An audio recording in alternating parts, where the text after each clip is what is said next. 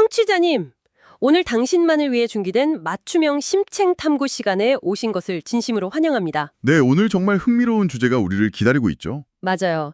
제 앞에는 지금 일본의 농업 발전사 그리고 각종 축산학 논문이랑 미식 연구 자료들이 막 산더미처럼 쌓여 있는데요. 그 자료들 두께만 봐도 오늘 탐구가 얼마나 깊어질지 예상이 됩니다. 그렇죠.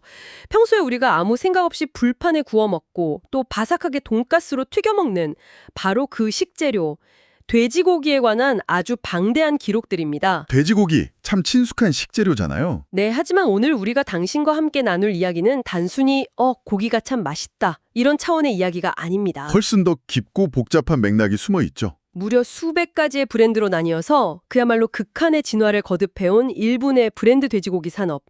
그 치열한 디테일과 집념의 역사를 파헤쳐보는 것이 오늘 탐구의 미션입니다. 자, 그럼 이 내용을 하나씩 풀어볼까요? 네, 오늘 준비된 자료들을 보면서 저 역시 수많은 생각들이 떠올랐습니다. 어떤 생각들이 드셨나요? 흔히 미식의 세계에서 마블링이나 세분화된 등급을 이야기할 때 사람들은 보통 소고기를 먼저 떠올리잖아요. 아, 그렇죠. 투풀 한우나 와규 같은 걸 먼저 생각하죠. 맞아요. 하지만 일본의 축산 자료를 가만히 들여다보면 돼지고기 역시 소고기 못지않게 상상을 초월하는 유전학적 설계와 브랜딩의 과정을 거쳐왔다는 것을 알 수 있습니다. 유전학적 설계라? 단어가 벌써 묵직한데요. 오늘 청취자님과 함께 이 돼지고기 한 점에 응축된 과학, 그리고 시대의 변화에 적응하려는 인간의 본성을 살펴보게 되어서 무척 기대가 됩니다. 좋습니다. 그럼 제 앞에 놓인 가장 오래된 기록 하나를 먼저 꺼내보겠습니다. 연도가 어떻게 되죠? 1949년의 자료인데요. 여기에 일본 최초의 브랜드 돼지라고 불리는 가고시마 흑돼지에 관한 내용이 적혀 있습니다. 아, 가고시마 흑돼지 유명하죠. 품종은 버큐셔 종이었다고 하네요.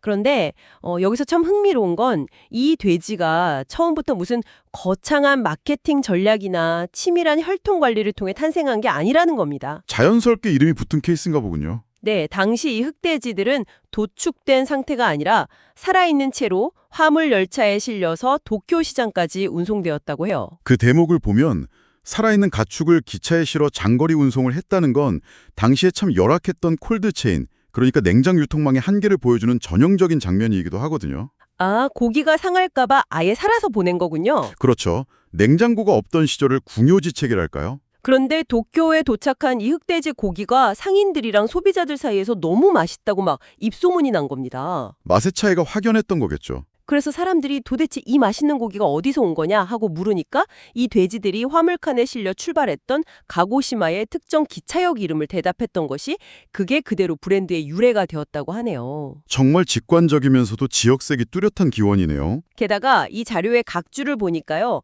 이 돼지들의 주식이 가고시마의 특산물일 고구마였다고 합니다. 고구마를 잔뜩 먹고 기차를 타고 상경한 흑돼지라니 참 소박하고 생생한 기원 아닌가요? 네, 아주 평화로운 풍경이죠. 하지만 이 1949년의 낭만적인 풍경은 얼마 가지 않아서 거대한 전환점을 맞이하게 됩니다. 전환점이라면 어떤 위기가 닥친 건가요? 우리가 지금 함께 보고 있는 이 거시경제 자료들을 보면 1960년대 일본 사회의 풍경이 급격하게 요동치기 시작하거든요. 아, 60년대면 고도성장기 즈음이네요. 맞습니다. 식생활이 급진적으로 서구화되면서 전통적으로 생선과 쌀을 소비하던 사람들이 육류를 엄청나게 찾기 시작합니다. 밥상 위에 올라가는 메뉴 자체가 완전히 뒤바뀐 거군요. 고기에 대한 수요가 그야말로 폭발적으로 증가한 거죠. 사람들은 고기를 원하는데 공급이 못 따라갔겠네요. 정확합니다. 기존의 재래종 돼지나 소규모 사육 방식으로는 그 엄청난 수요를 도저히 감당할 수가 없었어요. 그럼 어떻게 해결했나요? 그래서 일본 축산업계에는 아주 중요한 결단, 즉 양적 팽창의 시대로 진입하게 됩니다. 양적 팽창이요? 효율이 떨어지는 전통적인 사육 방식을 과감히 버리고 고칼로리의 배합사료를 전국적으로 보급하기 시작하죠. 사료만 바꾼 게 아니라 고기를 생산하는 기계라고 할 수 있는 돼지 자체도 바꾼 거 아닌가요? 오, 자료를 아주 정확히 보셨네요. 여기 도입 품종 명단에 보니까 이름들이 아주 낯설어요. 데요큐셔, 랜드레이스, 햄프셔, 듀록. 전부 다 덩치가 엄청나게 큰 서양의 대형 돼지 품종들이네요. 바로 그 점의 핵심입니다. 가고시마 흑돼지 같은 기존 품종은 맛은 정말 좋지만 크기가 작고 성장 속도가 너무 느렸거든요. 시장은 기다려주지 않잖아요. 맞습니다. 시장이 원하는 건 최대한 빨리 그리고 최대한 크게 자라는 돼지였죠. 그래서 성장 속도가 압도적으로 빠른 서양의 대형 품종들을 대거 수입해온 겁니다. 무조건 빨리 키워서 시장에 내놓는 약간 패스트푸드 같은 접근이었네요. 이 시기의 목표는 오직 하나, 생산 효율을 극대화해서 고기를 시장에 쏟아내는 것이었으니까요. 그런데 우리 앞에 놓인 이 수많은 농업 역사 자료들을 가만히 보면 자연의 시계를 인간이 억지로 막 빨리 돌리려고 할 때 항상 예상치 못한 부작용이 터져나오지 않습니까? 네, 언제나 대가가 따르기 마련이죠. 1970년대로 넘어가면서 상황이 심상치 않게 돌아가는 것 같습니다. 1970년대에 접어들면서 대규모 밀집 사육의 어두운 그림자가 수면 위로 드러납니다. 바로 건강과 위생 문제죠. 좁은 곳에 가둬두니까 병이 도는 건가요? 네, 좁은 공간에 수많은 돼지를 몰아넣고 키우다 보니 감염병이 돌기 시작했습니다. 대표적인 것이 톡소플라스마나 마이코플라스마 같은 호흡기 질환 원인균들이었죠. 호흡기 질환이라면 폐렴 같은 건가요? 돼지들이 막 떼죽음을 당하거나 하는 심각한 상황이 벌어진 건가요? 여기서 매력적인 점은요, 이 질병들의 양상이 우리가 흔히 상상하는 아주 치명적인 전염병과는 조금 달랐다는 겁니다. 치명적이지 않았다고요? 마이코플라스마 같은 균에 감염되더라도 돼지가 당장 죽거나 겉으로 심각한 증상을 보이진 않았어요. 오히려 증상이 거의 없거나 아주 가벼운 기침 정도였죠. 치명적이지 않다면 농가 입장에서는 그다지 큰 문제가 아니지 않나요? 어차피 고기를 얻으려고 키우는 거니까 살짝 감기 걸려도 도축하면 그만일 텐데요. 표면적으로는 충분히 그렇게 보일 수 있죠. 하지만 눈에 보이지 않는 치명적인 경제적 손실이 그 안에 숨어 있었습니다. 어떤 손실이죠? 바로 발육부진입니다. 아, 성장이 멈추는군요? 균에 감염된 돼지들은 만성적인 질환을 앓게 되면서 체질이 허약해집니다. 즉, 비싼 사료를 아무리 쏟아부어 먹여도 그 에너지가 살을 찌우는 데 쓰이지 못하고 몸속의 병과 싸우는 데 다 소모되어 버리는 겁니다. 결국 사료 효율이 죽도로 떨어지는 거네요. 생산성을 높이려고 대량 사육 시설을 지어놨더니 오히려 돼지들이 크지를 않아서 사료값만 허공에 날리는 딜레마에 빠진 거군요. 정확합니다. 농가 입장에서는 그야말로 재앙이었죠. 그렇다면 이 엄청난 경제적인 위기를 당시 업계는 어떻게 타개했나요? 이 난관을 극복하기 위해 등장한 혁신적인 개념이 바로 SPF 돼지입니다. SPF요? 선크림 바를 때 보는 그 단어 같은데요? 철자는 같은데 의미가 다릅니다. Specific Pathogen Free, 즉 특정 병원체가 없는 무균 상태의 돼지를 뜻하거든요. 아, 병균이 없는 돼지. 네, 이 개념을 실현하는 방식이 아주 파격적입니다. 돼지가 자연분만으로 태어날 때 어미의 산도를 통과하면서 각종 병원균에 감염되는 것을 원천적으로 차단하기 위해 어떻게 하죠? 어미 돼지의 배를 갈라 제왕절개로 새끼를 꺼냅니다. 잠깐만요. 제왕절개요? 가축한테요? 제가 지금 제대로 들은 건가요? 네, 정확히 들으셨습니다. 아니, 농장 하나에 수천 마리의 돼지가 있을 텐데 그 수많은 돼지를 일일이 수술대에 올린다고요? 그리고 태어난 새끼들은 어떻게 하나요? 태어난 새끼들은 철저히 공기가 여과되고 소독된 무균실 같은 환경에서 길러집니다. 와, 그건 경제학적으로 도무지 말이 안 되잖아요. 엄청난 비용이 깨질 텐데 고깃값이 얼마나 비싸지겠어요? 청취자님도 아마 지금 똑같은 생각을 하실 텐데요. 당신의 그 의문이 정확히 당시 업계의 고민이기도 했습니다. 생산 단가가 폭발적으로 치솟을 수밖에 없는 구조잖아요. 맞아요. 하지만 이 무모해 보이는 시도가 결국 성공할 수 있었던 건 1970년대 일본 소비자들의 의식 변화 덕분이었습니다. 소비자들이 비싼 고기를 사줬다는 건가요? 했거든요. 아, 지갑이 좀 두꺼워지니까 가치가 변한 거군요. 요즘 우리가 마트에서 고기를 고를 때 일반 고기보다 훨씬 비싸더라도 기꺼이 무항생제나 유기농, 친환경 마크가 붙은 고기를 집어드는 심리와 똑같네요. 아주 정확한 비유입니다. 비싸더라도 안전한 고기에는 기꺼이 지불하겠다는 소비자들의 지갑이 열리면서 이 SPF 사육 방식은 현대 일본의 프리미엄 브랜드 돼지 시장을 형성하는 아주 튼튼한 토대가 됩니다. 위생과 안전이라는 든든한 방패를 장착하게 된 거군요. 그렇죠. 자, 여기서부터가 진짜 흥미로운 부분인데요. 자료를 1980년대로 한번 넘겨보겠습니다. 네, 80년대. 상황이 또 한 번 드라마틱하게 요동치네요. 이 안전이라는 방패를 뚫고 들어오는 새로운 창이 등장하거든요. 바로 값싼 수입육의 거대한 파도입니다. 맞습니다. 수입 자유화의 흐름을 타고 미국이나 유럽 등지에서 대규모 공장식 축산으로 생산된 엄청나게 저렴한 소고기와 돼지고기들이 일본 시장으로 막 물밀듯이 쏟아져 들어오기 시작해요. 그 가격표를 보면 일본 국내 농가들로서는 도저히 가격 경쟁력으로 이들을 당해낼 재간이 없었죠. 게다가 1980년 되면 그 유명한 일본의 버블 경제 아닙니까? 맞아요. 돈이 넘쳐나던 시기죠. 사람들 주머니에 돈이 흘러넘치고 입맛은 하늘 높은 줄 모르고 고급화되던 시기잖아요. 이제 안전한 고기를 넘어서 엄청나게 맛있는 고기를 찾게 된 거네요. 그렇습니다. 국내 축산 농가들은 생존을 위해서 시장의 패러다임을 완전히 뒤집어야만 했습니다. 바로 양에서 질로의 전환이죠. 값싼 수입육과는 아예 노는 물을 다르게 만들어야 했군요. 까다로운 미식가들의 혀를 만족시키는 프리미엄 전략만이 살 길이었던 겁니다. 쉽게 말해서 양산형 자동차를 버리고 한 땀 한 땀 수제 스포츠카를 만들기로 결심한 거군요. 완벽한 비유네요. 그런데 여기서 의문이 하나 생겨요. 돼지의 품종은 이미 다 정해져 있는 거 아닌가요? 어떻게 하루아침에 고기의 질을 극적으로 끌어올릴 수 있었던 거죠? 그 절박함 속에서 농가들이 꺼내든 유전학적 무기가 있습니다. 바로 오늘 탐구의 핵심 개념인 삼원교배입니다. 삼원교배. 세 가지 원천을 섞는다는 뜻인가요? 쉽게 말해 전혀 다른 세 가지 품종의 돼지를 교배시켜서 각 품종이 가진 최고의 유전적 장점만을 단 하나의 개체에 몰아넣는 아주 정교한 생물학적 조립 과정이라고 할 수 있습니다. 세 가지 품종을 섞는다고요? 제 앞에 유전학 자료를 보면 랜드레이스, 데욕시어, 듀록이라는 이름이 다시 등장하는데요. 네, 아까 60년대 도입 품종 명단에서 봤던 그 녀석들이죠. 이 녀석들을 섞는 그 조립의 메커니즘을 조금 더 깊이 들여다볼 수 있을까요? 어떻게 섞는 건가요? 네, 그 공식의 이면을 천천히 들여다보죠. 우선 1단계로 가장 기초가 되는 우수한 어미돼지를 만들어야 합니다.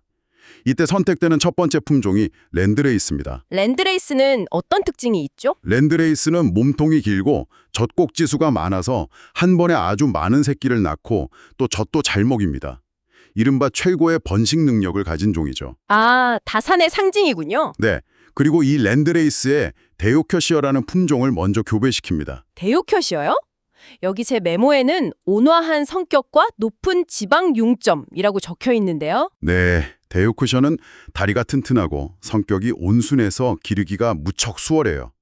그리고 무엇보다 지방의 융점, 즉 고기의 기름이 녹는 온도가 높다는 아주 중요한 특성이 있죠. 잠깐만요. 청취자님도 아마 좀 의아하실 것 같은데 융점이 높으면 기름이 잘 안 녹는다는 거잖아요. 그렇죠. 그러면 오히려 입안에서 잘 안 녹아서 질기거나 뻑뻑하게 느껴지는 거 아닌가요? 미식의 세계에서는 보통 입에서 살아나 녹는 낮은 융점을 선호하지 않습니까? 오, 아주 예리한 지적입니다. 만약 단일 품종으로 고기를 먹는다면 융점이 낮은 게 부드럽게 느껴질 수 있죠. 네, 보통은 그렇게 생각하니까요. 하지만 잊지 마세요.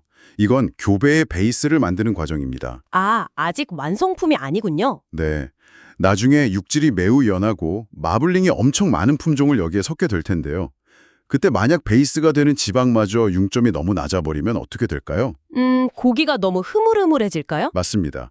고기가 형태를 단단하게 유지하지 못하고 지나치게 기름지거나 무너져 버립니다. 아, 모양이 안 나오는구나. 데유쿠셔의 높은 융점은 지방층을 단단하고 새하얗게 유지해 주어서 고기 전체의 형태와 식감의 균형을 꽉 잡아주는 일종의 표대 역할을 하는 겁니다. 아하, 번식력이 아주 뛰어난 랜드레이스의 특성이랑 식감의 뼈대를 단단하게 잡아주는 데요쿠셔의 유전자를 딱 합쳐서 완벽한 슈퍼맘을 만들어내는 거군요. 정확합니다.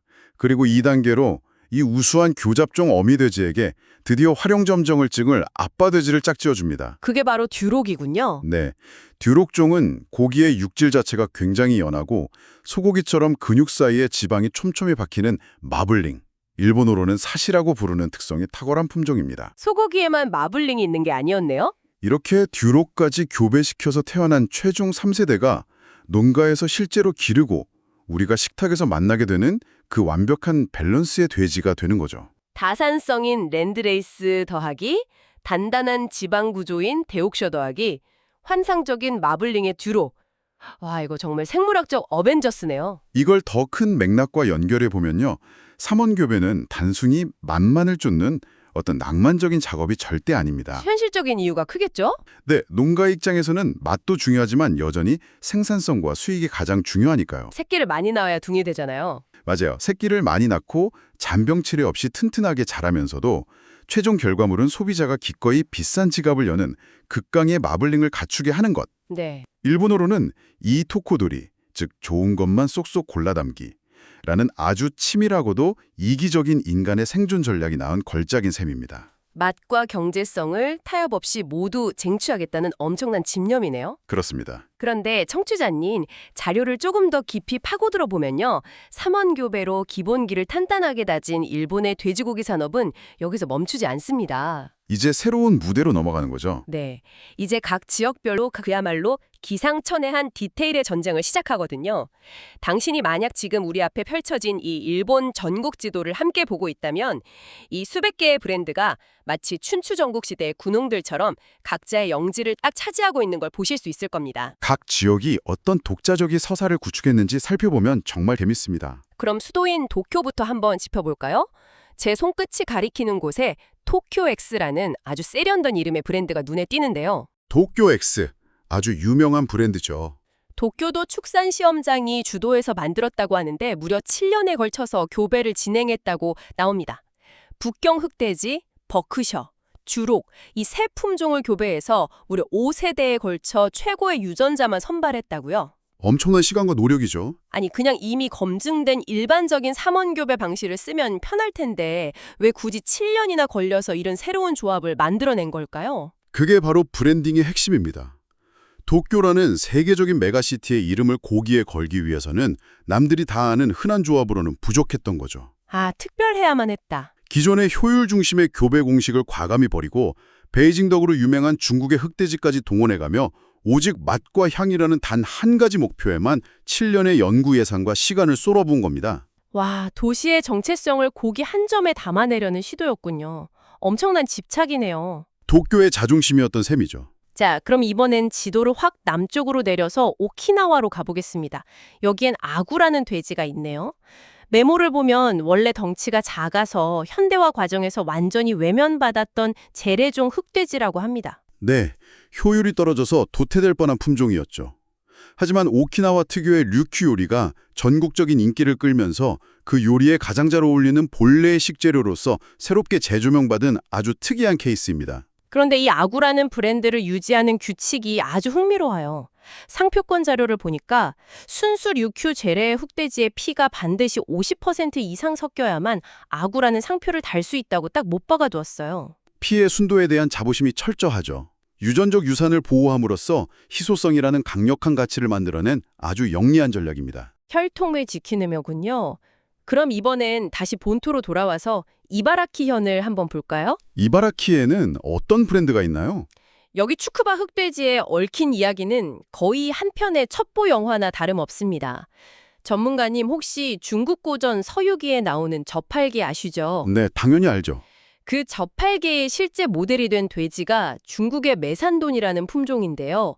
이바라키의 한 농장에서 90년대에 이 메산돈을 아주 발빠르게 수입해서 자신들의 돼지와 교배를 시켰습니다. 발빠른 움직임이었네요. 그런데 그 직후에 중국 정부가 유전자원 보호를 이유로 메산돈을 아예 수출 금지 품목으로 묶어버린 거예요. 아, 문이 닫혀버렸군요. 네, 결과적으로 그 농장만 일본 내에서 유일하게 합법적인 메삼돈에 피가 섞인 돼지를 생산하는 독점적 지위를 갖게 된 겁니다. 의도치 않게 엄청난 프리미엄을 얻게 된 거네요. 희소성이 폭발했겠는데요. 맞습니다. 게다가 이 농장은 지역에서 나오는 식품 가공 찌꺼기를 사료로 재활용하는 자원순환형 사육 방식으로도 아주 유명하다고 하니까 이건 뭐 스토리텔링이 완벽합니다. 스토리와 희소성을 다 잡았네요. 그런데 스토리텔링 하면 이와테현의 오리츠메 삼원돈, 사스케라는 브랜드를 이길 수가 없을 것 같습니다. 여기 사육 매뉴얼 한번 보시겠어요? 네, 어디 보죠? 아, 사료에 숯을 섞어 먹인다고 되어 있네요. 그것도 보통 숯이 아니라 무려 200만 년에서 300만 년 전 지층에서 캐낸 식물성 숯을 먹인대요. 수백만 년 전의 지층이라니 너무 나간 거 아닌가요? 하하, 듣기엔 과해 보일 수 있지만 식물성 숯을 먹인다는 건 과학적인 근거가 명확히 있는 방식입니다. 아, 근거가 있나요? 숯이 가진 무수히 많은 미세한 구멍들, 즉 다공성 구조가 돼지의 체내에서 불순물과 냄새 분자를 후착해서 배출하는 천연 필터 역할을 하거든요. 아, 냄새를 잡아주는구나. 네, 특유의 누린내나 잡미를 없애고 고기 맛을 깔끔하게 만드는 데 아주 탁월한 효과가 있었을 겁니다. 수백만 년 전의 지층을 파헤쳐서 돼지 사료로 쓴다니 그 집요함에 정말 혀를 내두르게 됩니다. 정말 극한의 디테일이죠. 마지막으로 사이타마현의 슈퍼 골든 포크도 짧게 언급하고 넘어가야겠네요. 일본 브랜드 돼지의 선구자격인데 이 농장에 직영하는 레스토랑이 있거든요. 인기가 엄청나다고 들었어요. 이 고기를 납품받거나 맛보기 위해서 아침부터 인류 셰프들이 가게 앞에 막 줄을 서는 진풍경이 벌어진다고 합니다. 청취자님, 이 지도 위에서 벌어지는 치열한 디테일의 전쟁을 가만히 분석해보면요. 오늘날 고급 식재료로서 브랜드의 가치는 단순히 어떤 유전자를 가졌느냐의 단계는 이미 초월했다는 것을 알 수 있습니다. 유전자는 이제 기본값이라는 거군요. 네, 돼지가 무엇을 먹고 어떤 토양을 밟으며 어떤 환경에서 자랐는가가 고기의 가치를 결정짓는 시대가 온 것이죠. 환경과 철학의 문제네요. 앞서 살펴본 수백만 년 전의 숯, 자원 순환형 사료, 또 스트레스를 최소화하는 쾌적한 농장 환경 등 농가만의 독자적인 철학이 엄청난 부가가치를 창출하고 있습니다. 일본 전역에 이런 식으로 등록된 상표만 수백 개에 달한다는 건 그만큼 소비자의 미각과 취향이 다변화되었다는 방증이기도 하죠. 품종 교배는 기본이고 이제는 서사를 입히는 단계군요. 글로벌 미식계에서도 이런 흐름은 아주 뚜렷합니다. 예를 들면요. 스페인의 유명한 이베리코 돼지, 그중에서도 최고 등급인 베요타를 한번 생각해 보시죠. 이베리코의 가치를 결정하는 건 단순히 흑돼지라는 품종 그 자체가 아닙니다. 아, 그 도토리 먹고 자란다는 돼지, 맞죠? 맞아요. 광활한 참나무 숲에 방목되어서 떨어지는 도토리를 주워 먹고 자랐느냐가 핵심입니다. 도토리의 풍부한 올레산 성분이 고기에 스며들어 특유의 견과류 풍미를 만들어내고 또 지방의 융점을 낮춰서 사람 체온에서도 사르르 녹아내리는 극상의 식감을 완성하거든요. 아, 도토리가 맛의 비결이군요. 일본의 브랜드 돼지 산업 역시 고기의 최종적인 맛과 품질이 유전자를 넘어서 그 생명체가 살아가는 환경과 식단의 화학적 결합에 의해 완성된다는 것을 보여주는 완벽한 증명입니다. 그래서 이게 다 무슨 의미일까요? 이 긴 여정의 결론을 내릴 때가 왔네요. 네, 청취자님 오늘 우리가 이 수많은 논문과 지도들을 횡단하면서 살펴본 이야기들을 한데 묶어보겠습니다. 오늘 저녁 당신의 식탁 위에 올라올지도 모르는 맛있는 돼지고기 한 점. 그 단면에는 단지 단백질과 지방만 있는 것이 아니었습니다. 역사와 기술이 응축되어 있죠. 1960년대에 서구화의 파도를 넘고 70년대 질병이라는 암초를 무균실로 돌파하고 80년대 몰려든 수입육이라는 거대한 적에 맞서 삼원교배라는 유전학적 연금술을 탄생시켰잖아요. 숨가쁜 역사였죠.